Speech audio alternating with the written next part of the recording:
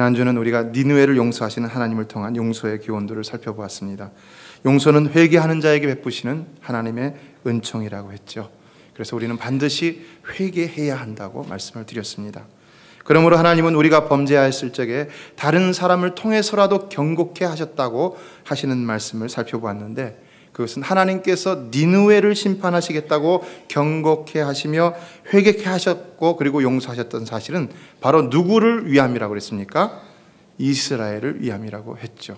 여러분 주변의 사람을 통하여, 심지어는 믿지 않는 사람을 통하여 심판을 경고하시고 또 혹은 심판하시며 혹은 회개케 하셔서 용서하시는 그런 역사는 바로 누구를 위한 것이라는 것입니까? 믿는 우리들을 위한 역사라는 것입니다. 바로 우리로 하여금 회개하고 돌아와 하나님의 용서를 받으라는 하나님의 인자의 사랑의 콜링이라는 것입니다. 그러나 또한 하나님은 박넝쿨 교훈을 통해서 요나와 이스라엘의 영적 교만을 깨뜨리시기를 원하셨음도 깨달을 수 있었죠. 사실 하나님께서 그토록 범죄하고 타락한 이방나라 니느웨, 여러분 용서해 주실 필요가 있었을까요? 여러분이 보기에 정말로 깡패짓만 하고 못된 짓 다 하는 그런 사람들, 저 사람 하나님 용서해 주실 것이다, 하나님이 굳이 그들로 하여금 회개케 하셔서 용서해 주시기까지 적극적인 이런 사랑을 베푸실 필요가 있다고 생각합니까? 전혀 그럴 필요가 없다고 생각하죠. 우리는 그런 사람을 아예 단정적으로 너는 안 돼 라고 생각할 것입니다. 바로 요나의 생각이 그랬고 오늘날 우리의 생각도 그와 다를 바가 없다는 것입니다. 그러나 그럼에도 불구하고 하나님께서는 어떻게 하셨다는 것입니까? 박넝쿨 교훈을 통해서 요나가 그 하찮은 박넝쿨을 아끼듯 바로 하나님은 모든 이스라엘만이 아니라 모든 백성들을, 모든 민족들을 다 아끼신다는 사실을 깨닫게 해주셨던 것이죠. 그들의 그릇된 선민의식, 그것은 바로 그들의 교만함이었고 따라서 그로 인해 이제는 하나님까지도 무시하고 대적하는 그들의 영적 교만을 깨뜨리고자 하나님은 니느웨를 회개케 하심으로 용서해 주시는 그런 과정을 통해 그들을 교훈하셨다는 사실입니다. 성도 여러분, 영적으로 교만하지 마시기 바랍니다.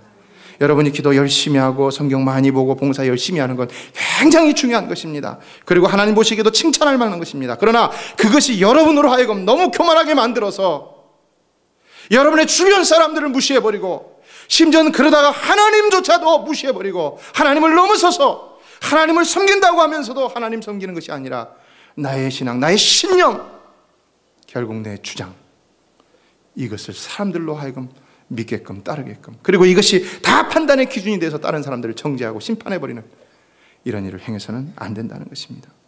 사랑하는 성도 여러분, 하나님은 분명히 기도 많이 하고 성경 지식이 많고 성경도 많이 보고 봉사도 열심히 하고 이웃사랑도 구제도 열심히 하는 사람도 사랑하지만 그러나 그렇지 않은 사람도 아끼시고 사랑하시는 줄로 믿습니다. 여러분이 좀 부족하고 느껴서 좀 연약해서 내가 믿음이 적은데 하나님이 과연 나를 사랑해 주실 것인가? 그러나 그럼에도 불구하고 하나님은 여러분을 사랑해 주신다는 것입니다. 하나님은 오늘날도 그 옛날 마치 니느웨를 아끼셨듯이 믿음이 연약한 자, 그래서 기도도 잘 못하고 봉사도 잘 못하고 헌신도 잘 못한다 할지라도 심지어는 저 세상에서 예수를 모르고 사는 사람들이라 할지라도 하나님은 아끼실 수 있다는 것입니다. 그가 하나님이 아끼셔서 언제 회개하고 돌아올지 누가 압니까? 그러므로 우리는 오늘날 내가 어떤 위치에 있다 해서, 내가 어떤 지식이 있다고 해서, 내가 좀 뭘 좀 한다고 해서 교만해서는 절대로 안 된다는 것입니다. 오히려 연약한 자일수록 더 하나님의 마음을 품고 사랑하며 아낄 수 있어야 그것이 나에게 경건의 유익이 될 수가 있고 하나님 앞에서 건강한 신앙을 유지할 수 있는 길이 될 수 있다는 것입니다. 재미난 이야기가 있습니다. 영국의 어느 장관이 의회에서 국민보건을 주제로 연설을 했습니다. 국민보건.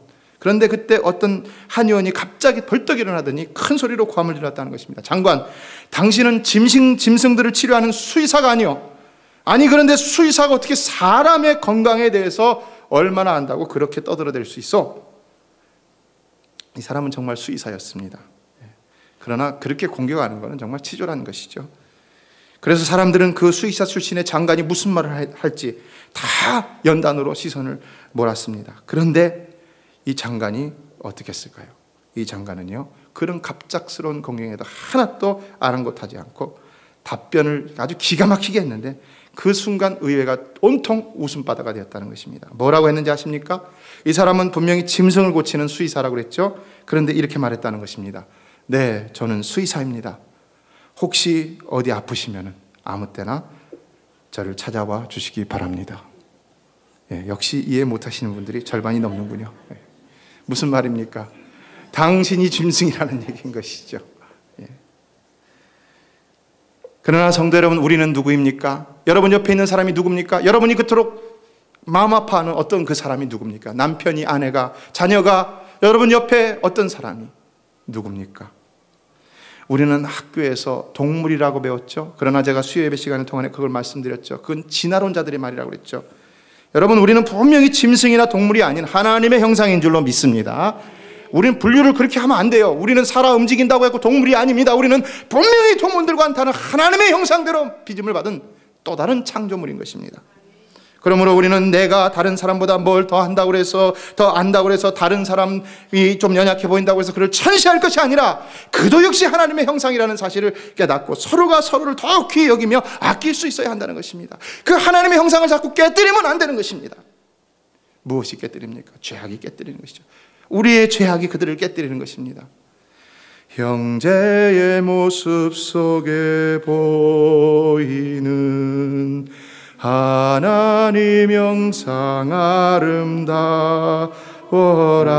아름다워라. 존귀한 주의 자녀 됐으니 사랑하며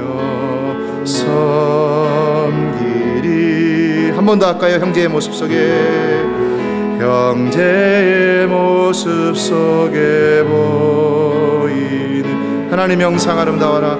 하나님 형상 아름다워라. 존귀한 주의 자녀 됐으니, 존귀한 주의 자녀 됐으니 사랑하며 섬기리. 여러분 모두는 예수를 믿음으로 주의 자녀 된 사실을 믿으십니까? 여러분만 된 게 아니에요. 여러분 옆에 있는 분도 됐다는 것입니다. 여러분이 싫어하는 어떤 사람도 주의 자녀라는 것입니다. 그럼 어떻게 되냐? 아름답게 보고 오히려 사랑하며 섬기라는 것입니다. 실로 여러분의 서로를 아름답게 바라볼 수 있는 영안의 눈이 열리게 되기를 주의 이름으로 축원합니다. 이처럼 하나님은 니느웨를 향한 경고와 회개와 용서의 사건을 통해서 요나의 영적 교만, 또한 이스라엘의 영적 교만을 깨뜨리고자 하셨던 것을 볼 수 있는 것입니다. 용서에 있어서 이것이 중요한 것은요, 영적 교만을 깨뜨리지 않으면 우리는 누구든지 쉽게 정죄를 하기는 할 수 있어도 쉽게 용서는 하기가 어렵다는 것입니다. 여러분이 왜 용서하지 못하는지 보십시오. 나는 교만하다고 생각 안 합니다. 그러나 교만한 상태가 사실은 내가 남을 용서하지 못하는 것입니다. 내가 남을 판단하고 있다는 자체가 벌써 교만한 것입니다. 과연 내가 남을 판단할 수 있는 자격이 있는가? 하나님 앞에서 누가 그런 자격이 있다고 감히 말할 수가 있겠습니까? 그러니까 교만이라는 것이죠. 요나는 그래서 니느웨를 용서하지 못했던 것입니다. 그러나 여러분, 하나님은 어떠하셨습니까? 하나님은 교만하셔도 괜찮으신 분 아닙니까? 사실. 그런데도 하나님은 어떻게 하셨습니까? 오히려 겸손하셔서 자신을 거역하고 대적하던 그들을 용서하셨고 오늘 우리를 용서하셨다는 사실입니다. 얼마나 기가 막힌 사실입니까? 그래서 예수님도 누가복음 17장 4절에서 복음서에서 말하죠. 만일 하루 7번이라도 내게 죄를 얻고 7번 내게 들어와 내가 회개하노라 하거든 너는 용서하라. 회개하면 용서하라는 것입니다. 7번이라도 죄를 얻고 그랬어요. 7번 죄를 얻는 건 뭡니까? 완전수죠. 죄를 짓고 또 짓고 또 짓고 와서 또 용서해달라 하더라도 야, 좀 제발 그만하라 이렇게 말할 수도 있지만 그러나 용서해 주라는 것입니다. 왜요? 하나님이 용서하셨으니까. 여러분의 남편이나 아내나 자녀가 여러분을 이렇게 매일같이 매 순간마다 못 살게 군다 할지라도 용서해 줄 수 있는 아량의 은총이 하나님으로부터 여러분 가운데 주어지게 되기를 주의 이름으로 축복합니다. 은혜가 있어야지 용서해 주죠. 은혜가 자꾸 떨어지니까 용서를 못하죠. 넌 커스터라는 사람은요, 용서하는 것은 정신을 깨끗이 하는 것이다 라는 말을 했습니다. 용서하지 않으면은요, 우리 정신에는요 자꾸 지저분한 것들이 쌓이고 또 쌓여서 그것이 썩어지고 또 썩어져 부패하고 아주 찌든 냄새가 나서 그래서 결국은 병들게 된다는 것입니다. 용서하지 못하니까요. 여러분이 어떻게 언제 스트레스를 받습니까? 언제? 용서하지 않으니까 스트레스 받는 거예요. 오늘 본문은 이에 우리가 용서해야만 하는 이유 세 가지를 말씀하고 있다고 생각합니다. 먼저 7절은 말씀하는데요. 7절을 다 같이 한번 읽어보겠습니다. 시작. 그런즉 너희는 차라리 저를 용서하고 위로할 것이니 저가 너무 많은 근심에 잠길까 두려워하노라. 여기서도 분명히 말하고 있죠. 우리가 용서하지 않으면 어떻게 된다는 것입니까?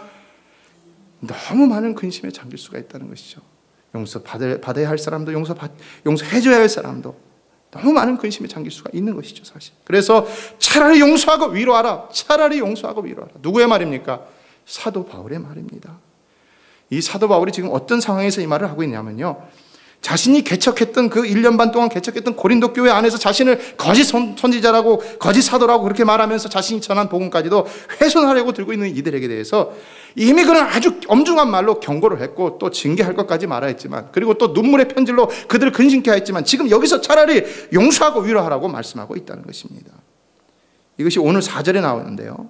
내가 큰 환난과 애통한 마음이 있어 많은 눈물로 너희에게 썼노니 이는 너희로 근심하게 하려 한 것이 아니요 오직 내가 너희를 향하여 넘치는 사랑이 있음을 너희로 알게 하려 함이라. 그가 이렇게 근심하는 말을 주고 또 애통하게 하고 또 이렇게 심한 그런 징계와 같은 말들을 했지만은 그러나 그것은 정말 근심의 목적이 아니라 바로 사랑의 목적이었다는 것입니다.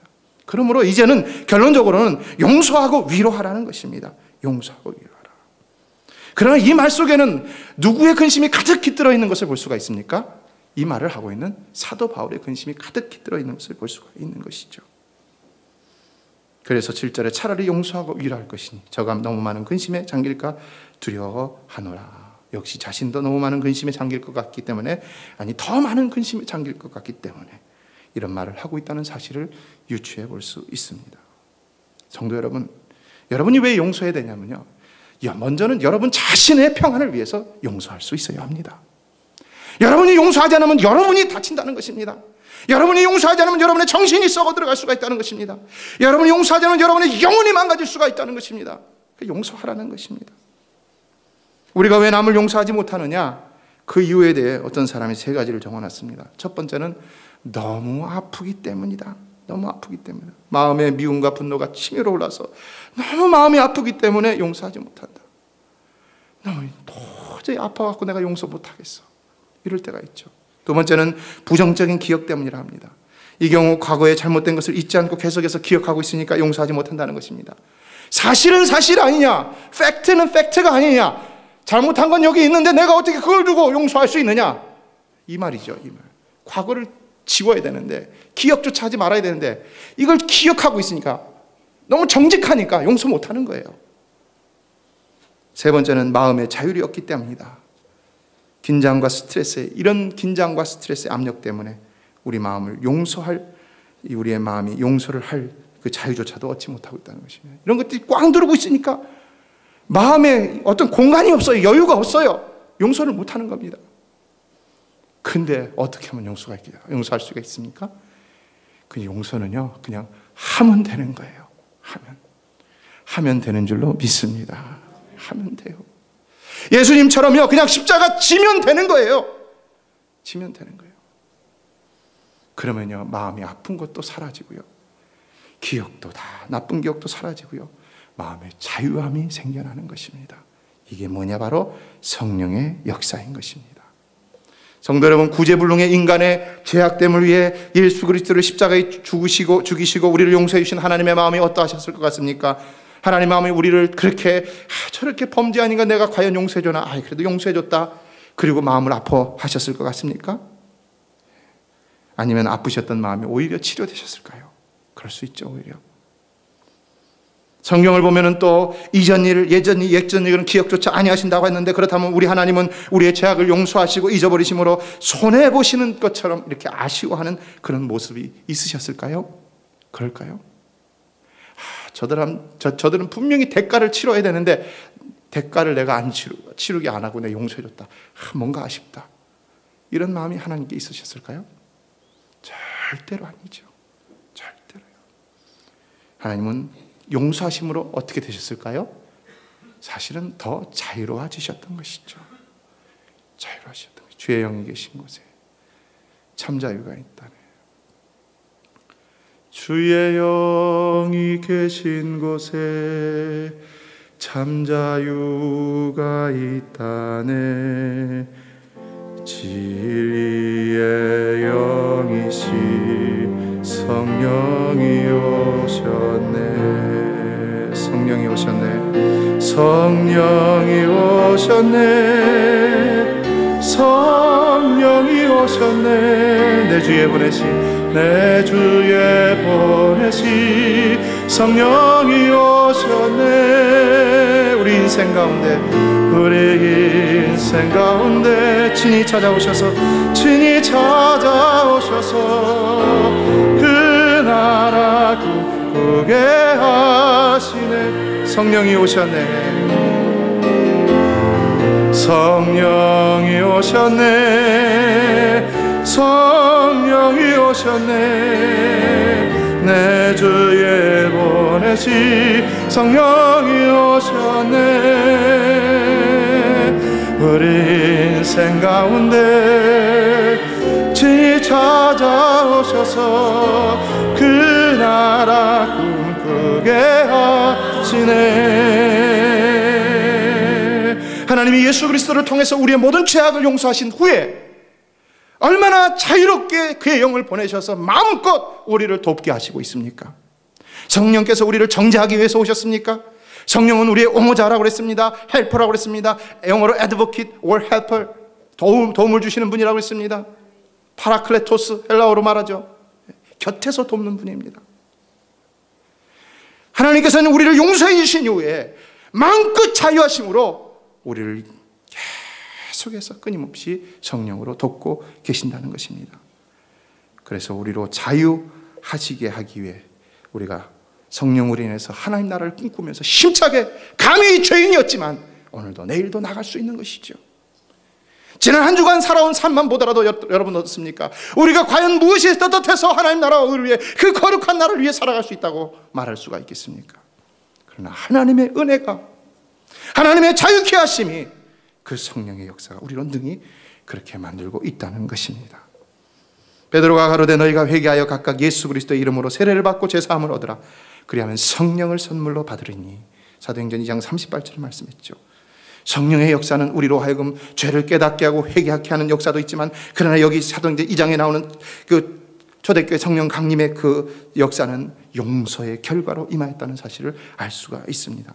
그래서 예수 그리스도께서 십자가에서 우리의 모든 죄를 용서해 주셨기 때문에 그 결과로 누구든지 하나님께서 택하신 자면 은혜로 그것이 임하고 있다는 사실입니다. 하나님은 우리를 용서하심으로 자유하신 것이지 결코 아쉬워하시거나 어떤 뒤끝을 남겨두시지 않으셨다는 것입니다. 그러므로 우리도 속히 남을 용서하고 완전하게 용서하여서 자유함을 얻을 수 있어야 한다는 것입니다. 마음이 편치 못하고 스트레스 받고 질병에 걸리고, 이게 하나님 뜻이 아닌 것이죠. 스트레스, 용서하지 않기 때문에 생기는 병이라는 사실 기억하시고요. 늘 순간순간, every moment, 그리고 immediately, quickly 용서하는 자가 되시기를 주의 이름으로 축원합니다.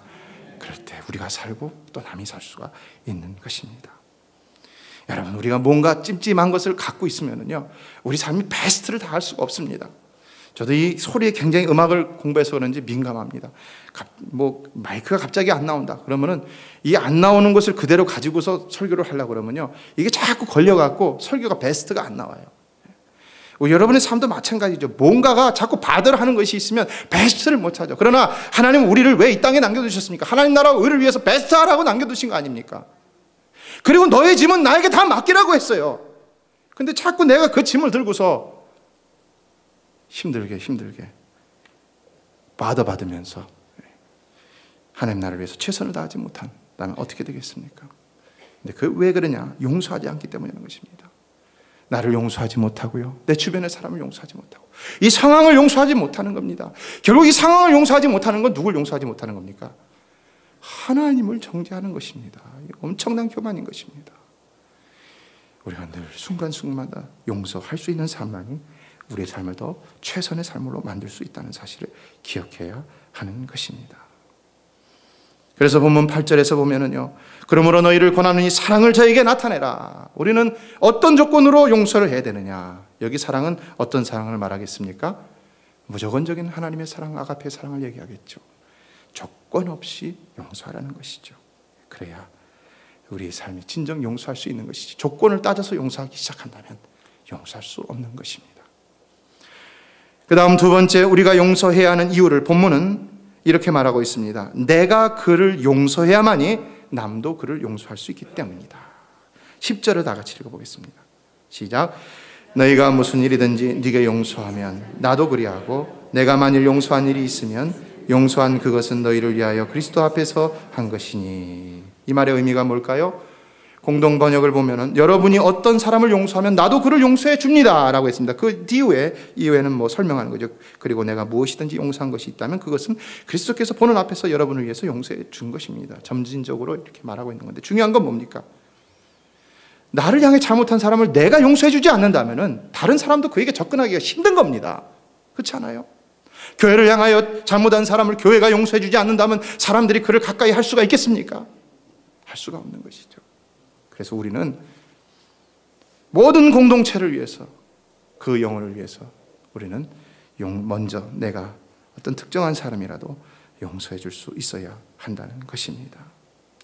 전에도 말씀드렸지만 이 용서의 마음이 없이는 절대로 할 수 없습니다. 사실 잘잘못을 따지고 이렇게 따지다 보면은요, 목회자도 할 말이 많아요.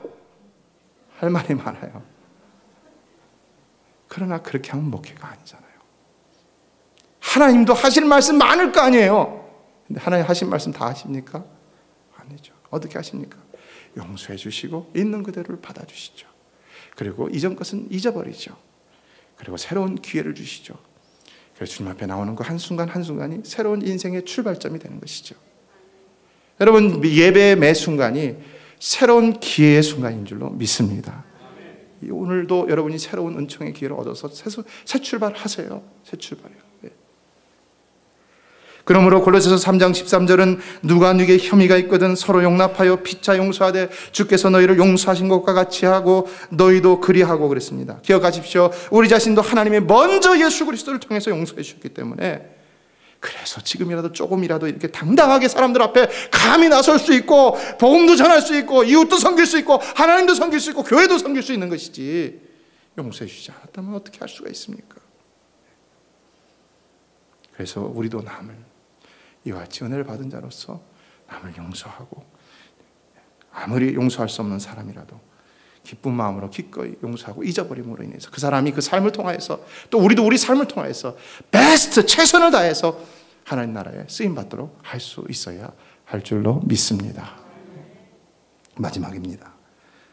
오늘 본문은 우리가 마지막으로 용서해야 될 이유에 대해서 뭐라고 말하냐? 우리로 사단에게 속지 않게 하기 위함이다 라고 말하고 있습니다. 11절을 다 같이 읽어볼까요?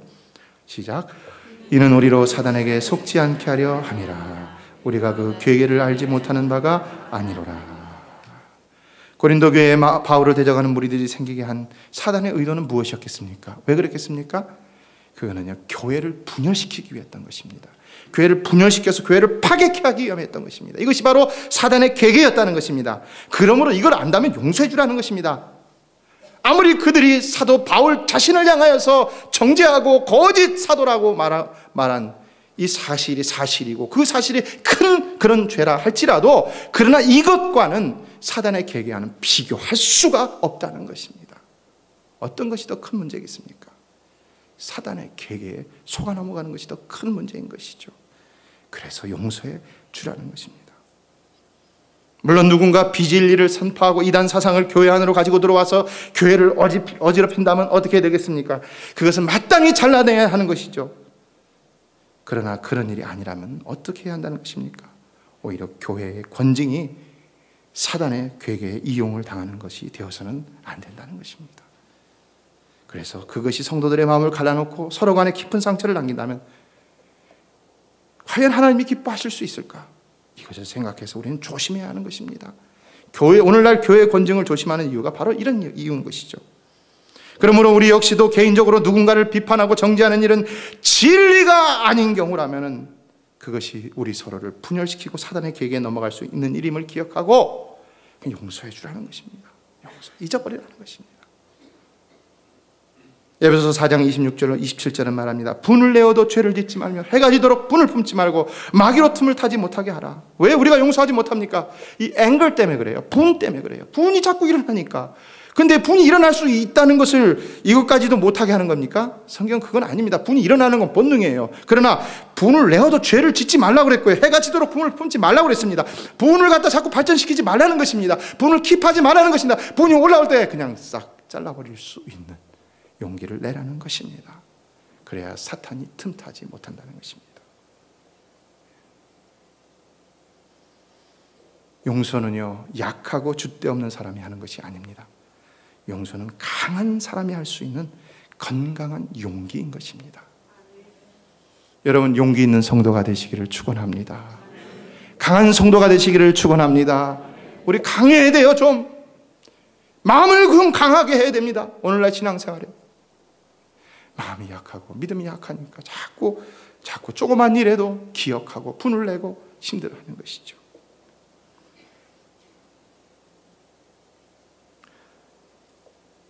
말씀을 맺습니다. 재미난 유머가 있는데요. 이건 또 사실이라고 합니다. 시대별로 연대별로 용서를 받지 못할 사람, 여자분이 이렇게 변천사가 있는데요. 한국에서 1970년대에는 여자에게 과거가 있으면 용서를 못 받았다고 합니다. 근데 80년대에는 과거는 용서를 해도 얼굴이 못생기면 용서를 못 받았다고 그래요. 근데 90년대 들어서는 이제는 못생긴 거는 용서를 받는데 뚱뚱하면 또 용서를 못 받는다. 근데 2000년대 와갖고는요, 뚱뚱한 거는 용서해도 직장 없는 것은 용서를 못 받는다 라고 바뀌었다는 것입니다. 사회 상황이 바뀌니까 바뀌었겠죠. 이건 뭘 말합니까? 그러나 우리가 용서하지 못하는 이유는 아무리 내가 정당하다고 얘기한다 하더라도 자꾸 바뀐다는 겁니다. 상대적이라는 것입니다. 절대적이지 못하다는 것입니다. 어떤 사람이 보기에는 용서해 줄 수 있는 거예요. 근데 나는 용서해 주지 못해요. 누구의 문제입니까? 내 문제예요. 내 문제. 다른 사람 탓하지 말라는 겁니다. 그러나 우리 주님은 어떤 기준으로 우리를 용서해 주십니까? 우리 주님은 변함이 없습니다. 변함이요. 믿으십니까? 사사기 55장 7절에 악인은 그 길을 불의한 자는 그의 생각을 버리고 여호와께로 돌아오라. 그리하면 그가 긍휼히 여기시리라. 우리 하나님께로 돌아오라. 그가 너그럽게 용서하시리라 그랬습니다. 사랑하는 성도 여러분, 우리가 회개하고 하나님께로 가기만 하면 하나님은 분명히 우리를 용서해 주실 줄로 믿습니다. 그래서 우리는 소망이 있는 것이죠. 그래서 우리는 날마다 주님 앞에 담대히 나아갈 수가 있는 것이죠. 오늘도 또 회개하고 오늘도 또 돌이킬 수가 있는 것이죠. 그러므로 우리는 먼저 하나님 앞에서 회개함으로 용서를 받고 또 다른 사람을 용서해 줄 수 있는 자리로 나갈 수 있어야 합니다. 남을 용서해 줄 수 있는 진정한 은혜와 용기를 얻을 수 있게 되기 때문입니다. 은혜 받은 자가 은혜를 베풀 수 있는 것이죠. 용서받은 자가 용서를 베풀 수 있는 것이죠. 그러므로 여러분, 날마다 주님 앞에 나가기를 게을리하지 마시기 바랍니다. 예수의 용서, 예수의 사랑을 간직하십시오. 그러면 여러분도 그 사랑을 베풀 수 있는 자가 될 줄로 믿습니다.